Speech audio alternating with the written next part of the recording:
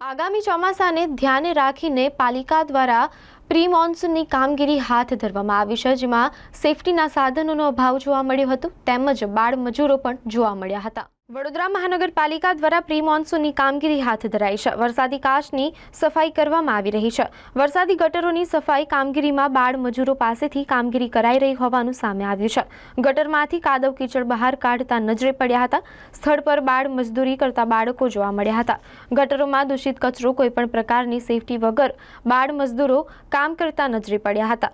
ખુદ સુપરવાઇઝરની હાજરીમાં બાળ મજદૂરી થઈ રહી હતી। સુપરવાઇઝરને બાળ મજદૂરો પાસે લેવાઈ રહેલા કામકાજ અંગે પૂછવામાં આવતા સુપરવાઇઝર સ્થળ પરથી ગાયબ થઈ ગયા હતા। જો કે આ અંગે સામાજિક કાર્યકર અતુલ ગામેચીએ પણ તંત્રને આડે હાથ લીધું હતું।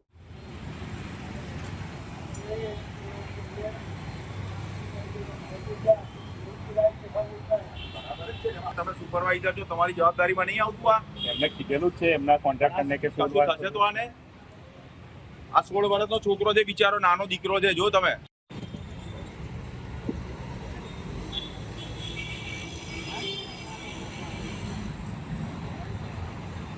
કેટલી ઉંમર છે? કેટલી ઉંમર છે? કેટલી ઉંમર છે તારી? કેટલા ભણે? કયા ધોરણમાં ભણે? હે 9મીમાં? હે શું નામ તારું? कयो जिलो?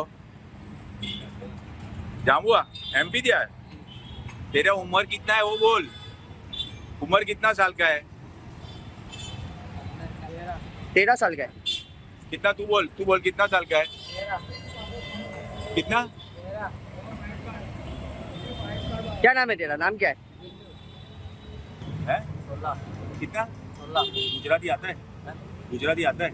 कहाँ से आते हो? क्या नाम है आपका? 16 साल की उम्र में काम करते हो आप? कौन काम करवाता है आपसे? हाँ?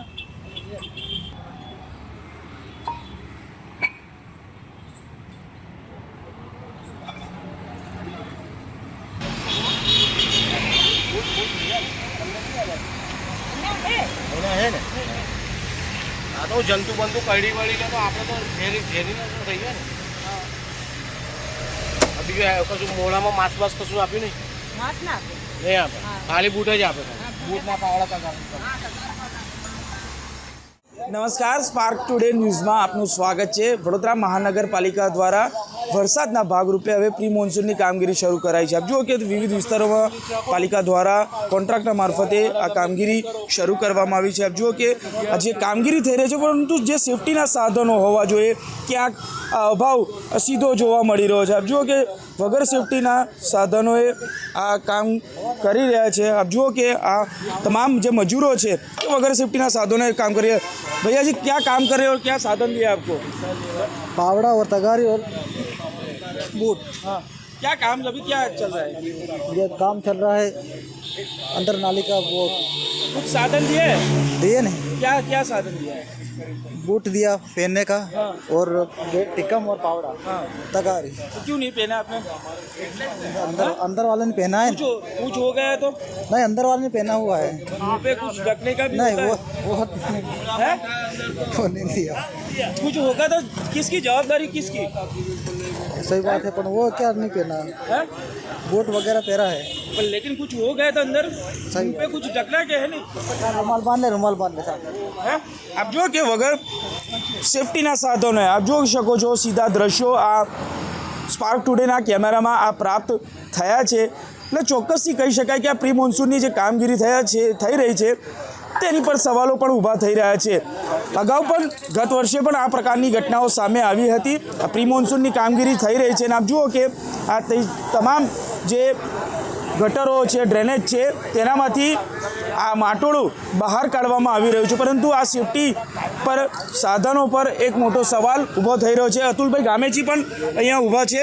અતુલભાઈ, શું કહેશો એક સામાજિક કાર્યકર તરીકે, પરંતુ નહીં એક નાગરિક તરીકે? આપ જુઓ કે સીધા આ દ્રશ્યો સામે આવે છે કે વગર સેફટીના સાધનોને કામ કરી રહ્યા છે। જે રીતે વડોદરા શહેરની અંદર અત્યારે વિશ્વામિત્રી નદીમાં પૂર આવ્યા પછી વડોદરા મહાનગરપાલિકા જાગીને પ્રી મોન્સૂન કામગીરી અત્યારથી શરૂ કરી સારી બાબત છે, પરંતુ જે પણ કોન્ટ્રાક્ટ આપ્યો છે કોન્ટ્રાક્ટર દ્વારા જે પણ લેબર વર્ક છે, જે મજૂરો છે, એમને સેફ્ટીના સાધનો આપ્યા નથી.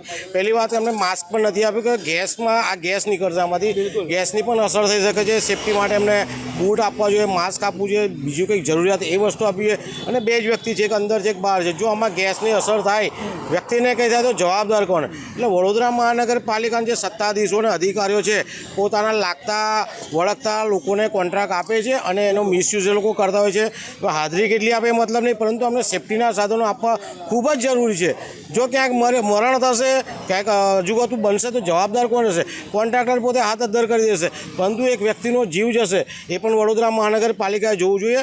સાથે જેમને વર્ક ઓર્ડર આપ્યો હોય તો વર્ક ઓર્ડરમાં કયા નીતિ નિયમો છે એ પણ તપાસી લેવા જોઈએ. અને જો કોન્ટ્રાક્ટર આ રીતે કામ કરતો હોય અને બેદરકારી દાખવતો હોય તો આવા કોન્ટ્રાક્ટરને બ્લેકલિસ્ટ કરી દેવા જોઈએ. અતુલભાઈ, સવાલ મારો એ છે કે આ પ્રકારની ઘટના જો હવે તેમને પૂછવામાં આવ્યું, જે મજૂરો છે તેમને પૂછવામાં આવ્યું કે ખાલી બૂટ પહેરીને કામ કરી રહ્યા છે, પરંતુ મોંમાંથી જે ઓક્સિજન જ્યારે ગેસ અંદર જાય તેનું શું?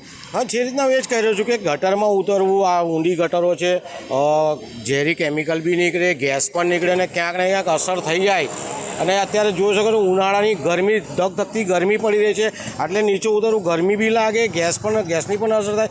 તો ક્યાંક વડોદરા મહાનગરપાલિકા જે પણ કોન્ટ્રાક્ટરને કામ આવ્યું છે એને બોલાવીને સમજાવવું જોઈએ અને તાત્કાલિક લોકોને સેફ્ટીના સાધનો આપી દેવા જોઈએ. બિલકુલ સેફ્ટીના સાધનો આપવા જોઈએ. આપ જોઈ શકો છો જે પ્રકારે સામાજિક કાર્યકર પણ કહી રહ્યા છે કે આ તમામ લોકો વગર સેફ્ટીના સાધને તેમને ખાલી માત્ર બૂટ પહેરીને આ કામગીરી કરી રહ્યા છે. આપ જુઓ કે આ ડ્રેનેજની લાઈનો, જે ગટરની લાઈનો છે તે સાફ કરવામાં આવી રહી છે પ્રી મોન્સૂનની કામગીરી. આપ જોઈ શકો કેટલો બધો કચરો તેઓ બહાર કાઢી રહ્યા છે. તકતો તાપ છે, તેમ છતાં પણ જો આ ગેસ અંદરથી નીકળશે અને આ માણસ જે મજૂર કામ કરી રહ્યા છે જો એને કોઈ જાનહાનિ થશે તો તેનો જવાબદાર કોણ? તે સૌથી મોટો પ્રશ્ન છે. ત્યારે હવે પાલિકા કયો બોધો પાઠ લે છે તે જોવાનું રહ્યું. કેમેરામેન નિહાની સાથે Surat Solanki, spark today news, Vadodara.